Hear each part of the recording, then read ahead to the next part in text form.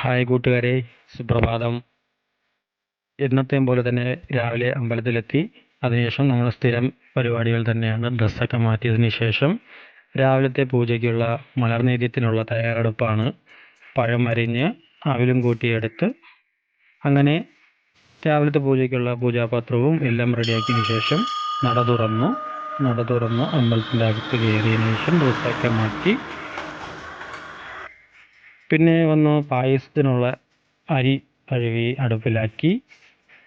അപ്പോഴത്തേക്കും തന്നെ അഭിഷേകവും എല്ലാം കഴിഞ്ഞു. പിന്നെ അടുത്ത് സാരി ഉടുക്കാനുള്ള തയ്യാറെടുപ്പിലാണ്. സാരിയൊക്കെ ഉടുത്ത് കഴിഞ്ഞു. അങ്ങനെ വന്ന് ചാർത്താനുള്ള ഹാരവും പൂവും എല്ലാം എടുത്തു. കോവിലിൻ്റെ അടുത്ത് തന്നെ 4-5 പൂക്കട ഉള്ളതുകൊണ്ട് നമുക്ക് പൂവിനൊന്നും ഒരു കുറവുമില്ല. എപ്പോൾ വേണോ എത്ര വേണോ ആവശ്യത്തിൽ കൂടുതൽ കിട്ടും. എന്തെങ്കിലും ആവശ്യമുണ്ടെങ്കിൽ പോയി ചോദിച്ചാൽ തന്നെ ആവശ്യത്തിന് കിട്ടുകയും ചെയ്യും. പിന്നെ രാവിലത്തെ പൂജ കഴിഞ്ഞതിന് ശേഷം പ്രസാദങ്ങളൊക്കെ എടുത്ത് വച്ചു. എല്ലാ ജോലിയും കഴിഞ്ഞപ്പോഴത്തേക്കും തന്നെ സമയം 7:35.